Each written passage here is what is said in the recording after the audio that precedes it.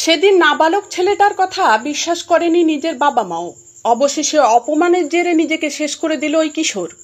পাঁশকুড়ার গোসাইবেড় বাজারের কৃষ্ণেন্দু দাস সপ্তম শ্রেণীর ছাত্র। রবিবার বাজারে চিপস কিনতে বেরিয়েছিল।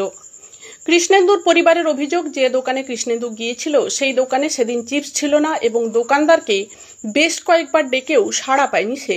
দোকানের বাইরে রাস্তায় চিপসের প্যাকেট পড়ে থাকতে দেখে কৃষ্ণেন্দু সেই প্যাকেটটাই কুড়িয়ে নেয়।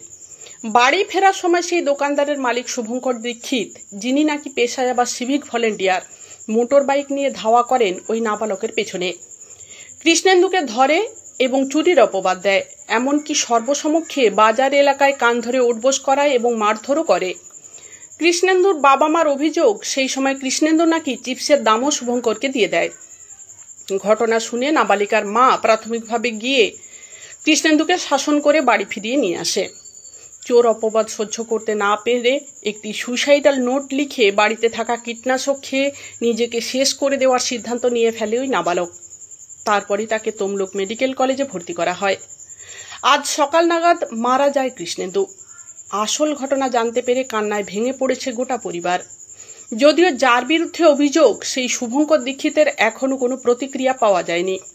প্রথমে তো কোনো সিসিটিভি ফুটেজ দেখাতেই রাজি হয়নি শুভঙ্কর। তারপর ফুটেজ দেখে সবার কাছেই আসল ঘটনা কি পরিষ্কার হয়ে গিয়েছে।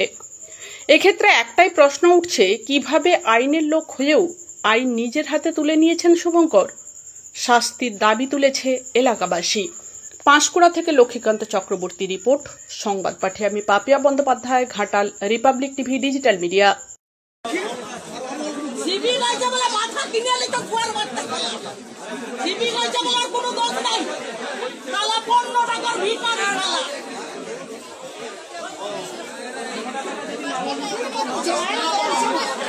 ছাড়া